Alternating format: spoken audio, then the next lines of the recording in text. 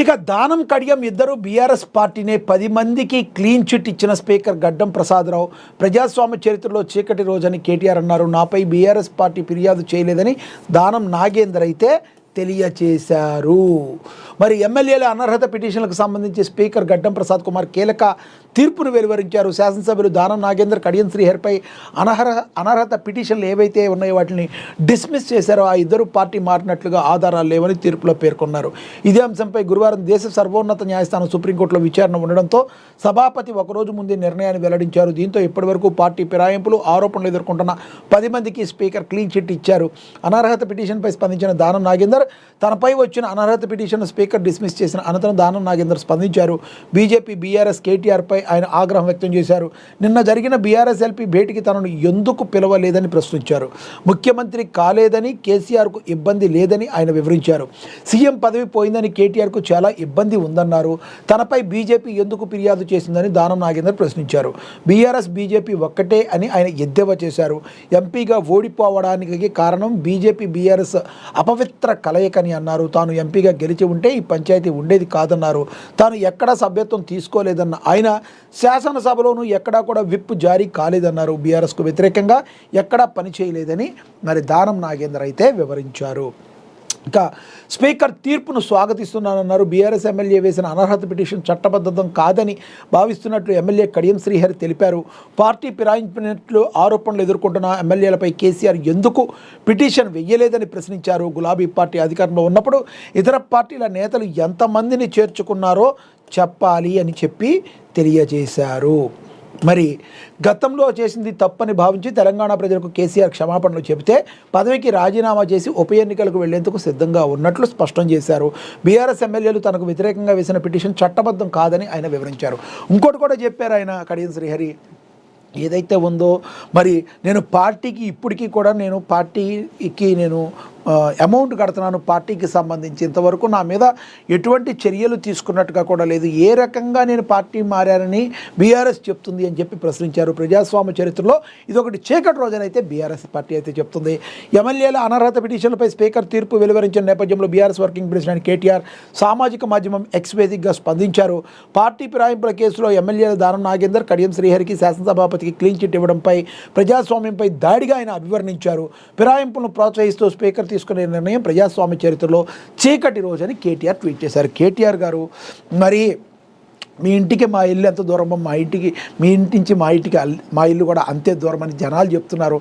మీరు గతంలో ఎంతమంది నేతల్ని వేరే పార్టీల నుంచి ఫిరాయింపులు మీరు ప్రోత్సహించలేదా? ఒక్కసారి మీరు ఆత్మవిమర్శ చేసుకోవాలి. మీ పరిస్థితి ఏంటో మీరు ఒకసారి ఆలోచించుకోవాలి. రాజకీయ విశ్లేషకులు చెప్తున్నారు. మీరేమంటారు? కేటీఆర్ మాట్లాడిన మాటల్లో వాస్తవం ఉందంటారా? మరి నిజంగానే బీఆర్ఎస్ పార్టీ అంత శుద్ధపూసలు అంటారా? ఏమంటారో కామెంట్ బాక్స్ రూపంలో కామెంట్ చేయండి. ఇక అదేవిధంగా చూసుకుంటే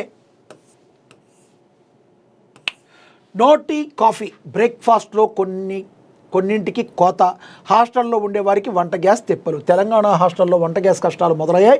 మొత్తం ఫీజు కడుతున్న హాస్టల్లో ఉండేవారి మీద ప్రభావం పడుతుంది. వాణిజ్య ఎల్పీజీ సిలిండర్ సరఫరా కొరత కారణంగా హాస్టల్కు తాత్కాలికంగా టీ కాఫీ అందించరాదని హైదరాబాద్లోని ఐటీ కారిడార్ హాస్టల్ సంఘం ప్రకటించింది. టిఫిన్లు ఇతర సమయం తీసుకునేదా లేదా అధిక నూనె వినియోగించే అల్పాహార వస్తువులను మెనూలో నుంచి తీసేసేయాలని తెలిపింది. అమెరికా, ఇజ్రాయిల్ మరియు ఇరాన్ యుద్ధం కొనసాగుతున్న అసోసియేషన్ ఈ నిర్ణయం తీసుకుంది. చపాతీ, దోశ, పూరి ఇతర సమయం తీసుకునేది లేదా అధిక నూనె కారణంగా ఈ అల్పాహారం వస్తువులు మినహాయించాలని అసోసియేషన్ పేర్కొంది. తాత్కాలికంగా టీ కాఫీని అందించరాదని అసోసియేషన్ హాస్టల్కు పంపిన సందేశం స్పష్టం చేసింది. పరిస్థితి కొరతను బట్టి కూరలు, అదనపు ఆహార పదార్థాలను తాత్కాలికంగా నిలిపివేయచ్చని తెలిపింది. గ్యాస్ కొరత పరిస్థితి మెరుగుపడే వరకు కూడా బియ్యం, ఇతర ప్రాథమిక భోజనం వంటి ఆహార పదార్థాలు మాత్రమే అందిస్తారు. స్వయంగా వంట చేసుకునే సౌకర్యాలు తాత్కాలికంగా నిలిపేశారు. అన్ని హాస్టల్ యాజమానులు ప్రత్యామ్నాయ వంట పద్ధతులను అమలు చేయాలి. దయచేసి పరిస్థితి గురించి గెస్టులకు తెలియజేయాలని మేము అభ్యర్థిస్తున్నామని అసోసియేషన్ తెలిపింది. గ్యాస్ సిలిండర్ కొరతను ఎదుర్కొంటున్నామని ఐటీ కారిడార్ హాస్టల్ అసోసియేషన్ వెల్లడించింది. గ్యాస్ వినియోగాన్ని తగ్గించే పరిస్థితి నిర్వహించడానికి పరిస్థితి మెరుగుపడే వరకు అన్ని హాస్టల్ యజమానులు మార్గదర్శకాలను పాటించింది. అయితే ఇక్కడ ఇదంతా బాగానే ఉంది. మరి పీజీ హాస్టల్స్లో ఉండేవాళ్ళు పేమెంట్లు మొత్తం కడుతున్నారు. వాళ్ళ దగ్గర నుంచి డబ్బులు తీసుకొని మేము ఇవి చేయలేమంటే మరి మీరు తీసుకున్న డబ్బుల్ని రిటర్న్ ఇవ్వండి. పీజీ హాస్టల్స్లో ఉండేవాళ్ళు కొంతమంది హాస్టల్స్లో ఫ్రీగా ఎవరికి ఏం పెట్టడు. కంపల్సరీ వాళ్ళకి వాళ్ళకి పెడుతున్నారంటే వాళ్ళ దగ్గర ఇంత ఛార్జ్ అని చేస్తారు, వాళ్ళు తీసుకుంటారు. కాబట్టి మా మెనూ ఈ రకంగా ఉంటుంది, కాబట్టి మేము ఇంత అమౌంట్ తగ్గించాము, ఇంతే పేమెంట్ తీసుకున్నాం అని చెప్పి మీరు తీసుకోవాలి. అంతేగాని సామాన్యుడి ప్రజలకి జేబులకి చిల్లులు పెట్టే ప్రయత్నాలు మానుకోవాలి. అనుకోకుండా ఒక ప్రాబ్లం వచ్చింది, ఆ ప్రాబ్లమ్ని మరి అక్కడ హాస్టల్లో ఉండేవాళ్ళు కూడా అర్థం చేసుకుంటారు. వాళ్ళ దగ్గర మాత్రం డబ్బులు మేము మొత్తం తీసుకుంటాం, మరి మీరు ఏవైతే ఆహార పదార్థాలు ఇస్తున్నారో వాటికి కూడా బిల్లు వేస్తారు కదా మీరు. ఇవన్నీ మీరు ఏవైతే పెట్టరో, ఓన్లీ భోజనము, పప్పు, అన్నం, లేదంటే ఏదో మీరు ఉప్మా ఏదో పెడతారో దానికి సంబంధించిన డబ్బులు వరకే తీసుకోవాలని సామాన్య ప్రజల్లో నుంచి గట్టి వాదన వినబడుతుంది. హాస్టల్లో ఉండే విద్యార్థులు కావచ్చు, కొంతమంది ఎవరైతే ఉంటారో వాళ్ళందరి మీద అధిక భారం పడకుండా మరి దీనివైపు గురించి కూడా ఆలోచించాల్సిన బాధ్యత ఉంది. సో మీరు ఏవైతే టీ, కాఫీ, మరి ఇడ్లీ, పూరి, దోశ లాంటివి మేము పెట్టమని చెప్తున్నారు, రోజు ఉప్మా గిర్ర తిప్పుతామని చెప్తున్నారు, తిప్పండి, తప్పు లేదు, ఆ ఉప్మానే తిప్పండి రోజు. కానీ మీరు ఏదైతే మీరు అన్నిటికీ కలిపి ఛార్జ్ చేస్తున్నారో ఈ ఛార్జ్ని మీరు తగ్గించాల్సిన అవసరం ఉంటుంది. మరి లాస్ పోయేటప్పుడు మరి కంపల్సరీ ఓన్లీ జనాల జేబుల్లో చిల్లులు పెడతామంటే కుదరదు. దీన్ని కూడా 1-4 సార్లు ఆలోచించాలి. నేను చెప్పిన దాన్ని మీకు ఏమనుకుంటున్నారో కింద కామెంట్ బాక్స్ రూపంలో కామెంట్ అయితే చేయండి. ఇక స్పీకర్పై వీగిపోయిన అవిశ్వాస తీర్మానం, లోక్సభ విపక్షాలపై అమిత్ షా ఫిర్యాదు. లోక్సభ స్పీకర్పై ప్రవేశపెట్టిన అవిశ్వాస తీర్మానం మూజువాణి ఓటుతో వీగిపోయింది. అయితే ఈ ఓటింగ్కు ముందర అధికార ప్రతిపక్షాలు ఒకరి మీద ఒకరు తీవ్ర స్థాయిలో విమర్శలు గుప్పించుకున్నారు. ముఖ్యంగా కేంద్ర హోంమంత్రి అమిత్ షా రాహుల్ గాంధీపై తీవ్ర విమర్శలు చేశారు. గతంలో రాహుల్ గాంధీ మోడీని కౌగిలించిన తర్వాత కన్నుగేటడం లాంటి చర్యలను గుర్తు చేశారు. దీంతో విపక్షాలు అమిత్ షాపై తీవ్ర ఆగ్రహం వ్యక్తం చేశారు. హోంమంత్రి వెంటనే క్షమాపణ చెప్పాలని డిమాండ్ చేశాయి. ప్రతిపక్షాల నినాదాల మధ్య సభాపతి స్థానంలో ఉన్న జగదాంబికా పాల్ ఓటింగ్ నిర్వహించారు. దీంతో విపక్షాలు పెట్టిన అవిశ్వాస తీర్మానం వీగిపోయింది. అనంతరం లోక్సభను జగదాంబికా పాల్ రేపటికి వాయిదా వేశారు. అంతకుముందు అవిశ్వాస తీర్మానంపై మాట్లాడుతూ అమిత్ షా విపక్షాలపై మండిపడ్డారు. ఇక ప్రమాణ స్వీకారంతో షాక్ ఇచ్చిన గవర్నర్ గురించి కూడా మనకు తెలుసు, దాని గురించి కూడా మాట్లాడుకున్నాం. ఇక తాగునీటి సమస్యలు పరిష్కరిస్తాం మున్సిపల్ చైర్పర్సన్ బండారి అనుష తెలిపారు. ఆదిలాబాద్లో వేసవిలో ఆదిలాబాద్ ప్రజల దాహార్తి తీర్చడమే మున్సిపల్ పాలక యొక్క మొదటి లక్ష్యమని చైర్పర్సన్ బండారి అనుష అన్నారు. బుధవారం లాండసాంగి పంప్ హౌస్ వద్ద ఆమె మీడియాతో మాట్లాడారు. ఇక్కడ 500 kV ట్రాన్స్ఫార్మర్ కాలిపోవడంతో 2 రోజులుగా నీటి సరఫరా నిలిచిపోయిందన్నారు. దాన్ని యుద్ధ ప్రాతిపదికన రిపేర్ చేయించిన ఆయిల్ లీక్ కావడంతో పనిచేయడం లేదన్నారు. ఏర్పడిన అసౌకర్యానికి ప్రజలు సహకరించాలని, సాయంత్రం వరకు సమస్యను పరిష్కరిస్తామన్నారు.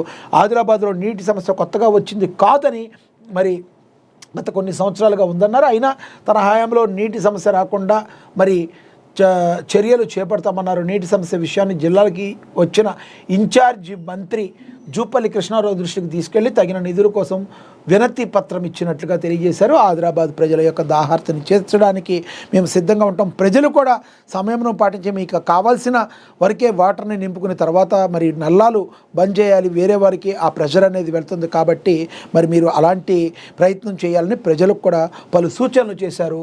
Municipal chairperson, Adilabad municipal chairperson Bandari Anusha Satish అని కూడా ప్రచురించారు.